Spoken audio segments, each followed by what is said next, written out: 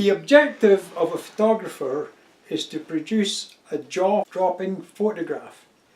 Every piece of his equipment, from his boots to his lens to his beanie cap even, they are all there for the purpose of producing that photograph. Since photography is an art and a science, these two elements are in every photograph. The art side of the equation involves the content and the composition. As we can see from these photographs, the content is remarkable and the composition also.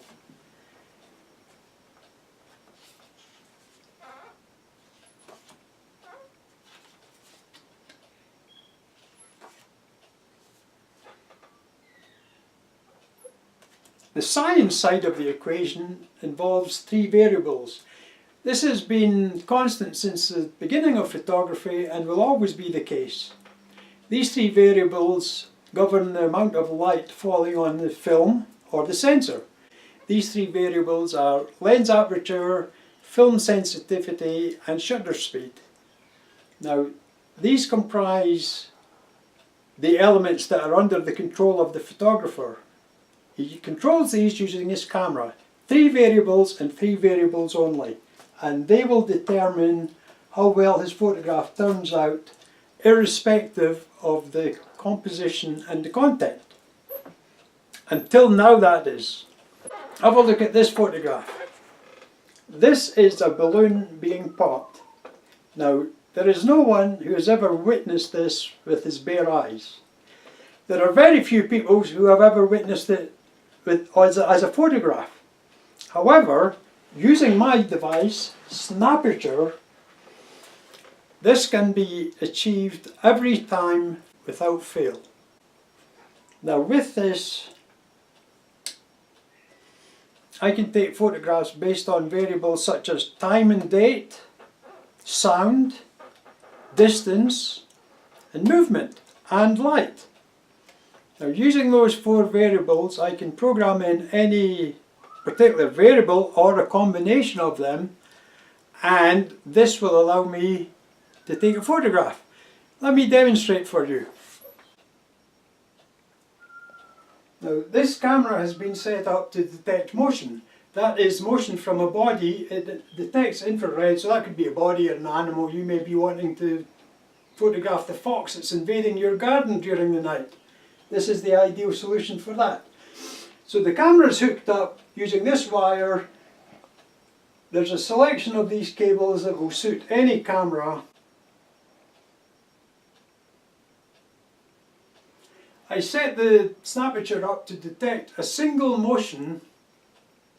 This is the motion from a hot body, an animal or a person, and when it does detect the single motion, it takes a photograph. And if you could hear that, it auto-focused before it took the photograph, which is an outstanding feature, because if you're going to photograph an animal and it hears the focus rotating, it will normally look up at the lens and you've got a smiling animal. Rather than me going through everything and showing you photographs being taken with all the different features, I will just describe the features of this. In that case, I took a photograph as soon as motion was detected. I could also take a photograph when motion ends. So that, for example, if an animal is feeding, you can wait till he's finished moving and then take a photograph. Or you can have a delay after each event. A delay after motion begins or a delay after motion ends. And this delay can be from 0 to 10 seconds in 1 millisecond increments. Also, we have a rangefinder, and this can detect up to 4 meters in 1 centimeter increments. So you enter the number of centimeters that you wish to detect something at, and when something comes into that range, it will take a photograph. And associated with that range, there's a tolerance. So you can put 219 centimeters with 0 tolerance, and it will wait until a subject is exactly, 219 centimeters away. Or you can have 100 centimeters with a 58% tolerance. and that will go from 50 centimetres up to 150. Anything in that range will be photographed. Also, we have a sound detector, and the scale goes from 0 to 9, and it detects a sound, and again you can have a delay from 0 to 10 seconds in 1 millisecond increments. And here we have a light detector. With this we can detect changes in the ambient light or sudden changes like a flash of lightning. If this is out on a dark night, dark stormy night, and a lightning strike occurs, this will sense it and you will photograph the lightning strike. Now, rather than being out there all night waiting for it to happen, you just leave your device there and it will happen automatically. Which brings me on to another feature, which is the internal clock. Suppose you want to take a photograph of Venus, a long exposure, a 30-minute exposure at 2:30 in the morning. You can be out there in the cold at 2:30, standing there for half an hour at your camera, or you can set this up, set the time, set the duration of the exposure, go to bed, get up in the morning, and you've got your photograph.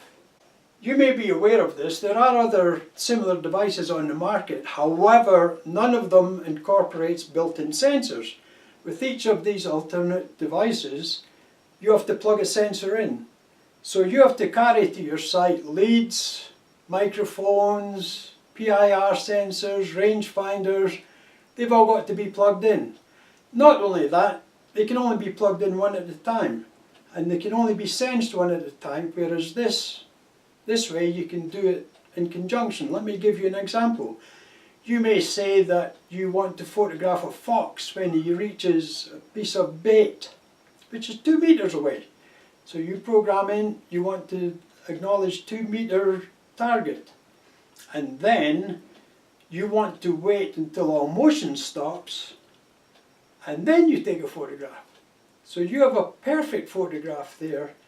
The fox is not moving because you've detected motion stopped. Then you take your photograph, and as I mentioned earlier, the focus operates and the animal looks up at the lens. It's a natural reflex. Getting back to the timer, you can time it hours ahead. You can do an intervalometer, take photographs every hour, every 10 minutes, whatever. You can leave it out there and you don't have to be in attendance. So you can take lots of photographs that aren't possible at the moment, and make it more convenient to take photographs that are possible at the moment. But either way, you are going to benefit from this all-in-one, handheld, ergonomically designed Snaperture.